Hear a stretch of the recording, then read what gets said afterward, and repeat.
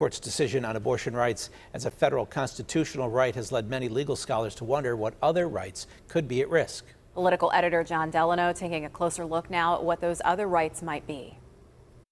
We often take them for granted, certain privacy rights like birth control that are constitutionally protected because earlier Supreme Court said so, but they are not written into the Constitution, so the current Supreme Court claimed the power to overturn one of those rights, abortion rights, leaving many to wonder what's next. Called substantive due process rights, they include the right to contraceptives, the right to marry a person of a different race, the right to an abortion, the right of consenting adults to engage in all forms of sex, and the right of same-sex marriage.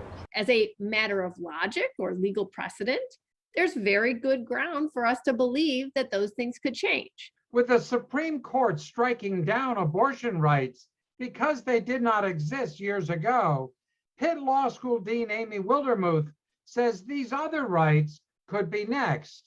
But at this point, I don't see 5 justices that are willing to do that. To get a case to the Supreme Court to overturn birth control, intermarriage, or same-sex marriage would require a state, county, or municipality to outlaw it, arguing, as some did with Roe, that the earlier cases were wrongly decided. We're seeing a new crop of these sorts of ordinances, legislation, actions by government officials that could give rise to these new questions. What we thought were settled may or may not still be settled. Of course, the court may have different justices by then, confirmed by the Senate, or Congress could pass a federal law protecting those rights.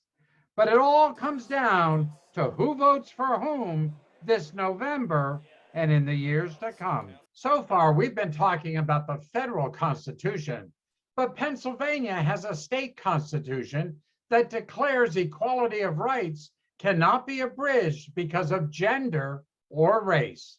Not clear yet how that could protect abortion rights or any of these other rights at risk in this state. John Delano, KDKA News.